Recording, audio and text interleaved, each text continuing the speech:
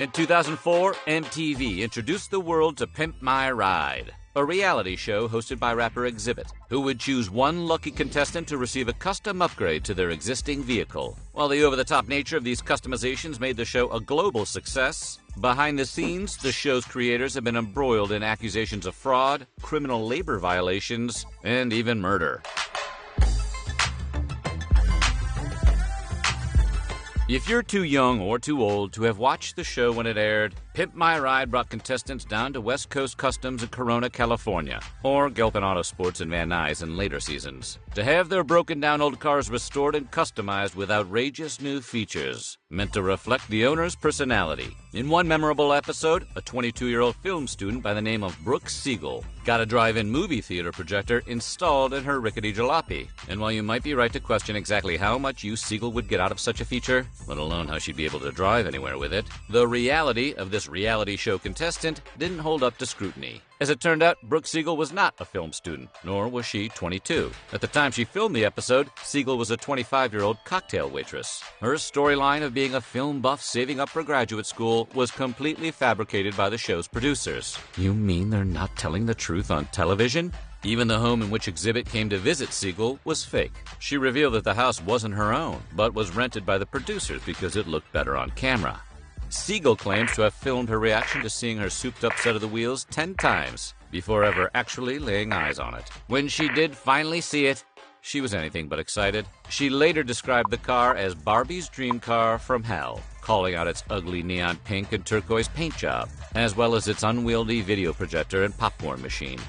Seth Martino, a so-called candy enthusiast, claims producers concocted the story about him having a sweet tooth and leaving candy wrappers littered about his car. I know I'm fat, Martino later said on Reddit, but they went the extra mile to make me look extra fat by telling the world that I kept candy all over my seat and floor, just in case I got hungry, then gave me a cotton candy machine in my trunk. Martino's experience might be the only time anyone has ever been bullied by a custom car. And when contestant Jake Glazier saw his pimped-out 1986 Buick Century, his reaction apparently didn't make for good television. Glazier later told the Huffington Post that he was given a subtle, intimidating pep talk by Big Dane, one of West Coast Customs employees. He claims Big Dane walked him around the shop for several minutes, emphasizing how much work they'd put into his car and how freaking enthusiastic he should be in return. Big Dane's alleged choice of words was much stronger, but you get the idea. Glazier got the idea too, and the world was gifted with his meme-ified reaction. As if threatening him to be more excited wasn't enough,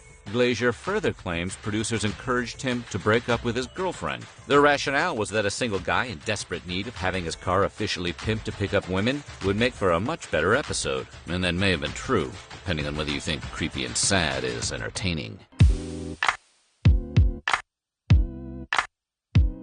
While having a cotton candy machine in your trunk or a pop-up champagne bar in your back seat may seem like questionable but fun ideas, the truth is they were only designed to work while the cameras were rolling. For example, the cotton candy machine in Martino's car was constructed without a lid, rendering it all but useless. Unless, of course, you enjoy detailing your car with layers of spun sugar and tons of ants. And the champagne bar, which could have been seen as an implicit endorsement of drinking and driving, was promptly removed after filming. Producers realized that if the car or its owner wound up in a DUI crash, they might be held legally responsible. There's some deep thinking. It would have been hard to deny that they had installed that mobile bar, considering they had done it on television in front of millions of witnesses. In addition to having his 1989 Nissan Maxima outfitted with a useless cotton candy machine, Martino told the Huffington Post that the show also had to remove the bodacious gull-wing doors they'd installed because the pistons required to lift the doors prevented them from installing seatbelts in the back seat. While that is unsafe, it's a small price to pay for a car that looks like it was part of a massive cocaine debt. Martino also couldn't use the LED lights that were installed in the vehicle's seats, which would get so hot he was concerned they might burn people or start a fire. And that cool-looking robotic arm wasn't hardwired into the car at all, but controlled by a guy typing commands into a laptop just off-screen, meaning it was nothing more than a TV prop. Meanwhile, Brooke Siegel had to get her theater projector removed immediately after filming because it was not even close to street legal.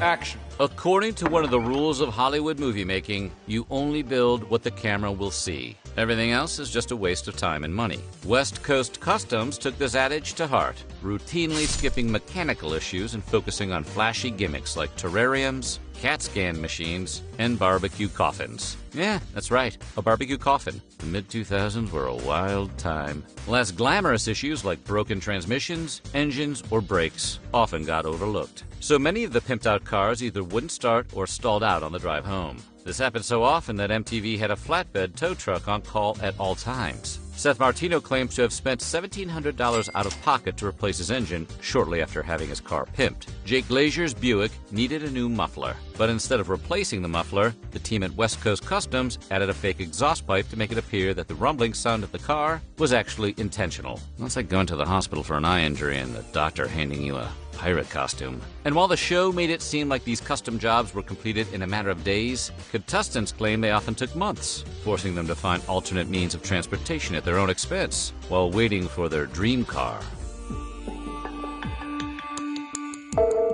In early April of 2010, Pimp My Ride co-creator and executive producer Bruce Beresford Redman took his wife, Monica Burgos, and their two small children on a vacation to the Moon Palace in Cancun, Mexico. Monica was the owner of the popular Zabumba Bar and Restaurant in Los Angeles, and the family trip was partially to celebrate her 42nd birthday. Unfortunately, that birthday never came. Monica's asphyxiated body was found on April 8, 2010 in a gutter near the hotel. Later that day, Beresford Redman was taken into custody and questioned by Mexican authorities. He was soon released, but told he was a person of interest in his wife's death and ordered not to leave Mexico. Despite having his passport confiscated, Beresford Redman left the country anyway, crossing the border with his two small children and hopping a train to Los Angeles. Which, side note, is not the kind of thing you should do if you're the prime suspect in your wife's murder.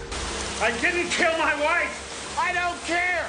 After a young British couple testified to hearing him and his wife arguing in their hotel room days before the murder, coupled with scratches that had been noted on his hands and neck, authorities issued an arrest warrant, and Beresford Redman was extradited back to Mexico to stand trial. Prosecutors determined several possible motives, suggesting he may have murdered his wife to collect insurance money or to carry an extramarital affair and gain sole custody of their children. On March 12, 2015, Bruce Beresford Redman was convicted for the murder of Monica Burgos and sentenced to 12 years in prison. Beresford Redman has always maintained his innocence. He claimed that evidence against him had been contaminated in police custody and that Mexican authorities, eager to keep Cancun a popular tourist destination, rushed to convict him to cover up the city's rampant problem with random crime. Bruce was released from prison on good behavior after serving only 7.5 of his 12-year sentence. In an ironic twist of fate, the disgraced television producer had a television show produced about him, an episode of 48 Hours, titled Fatal Episode: The Producer's Story. Thanks for watching, and check back next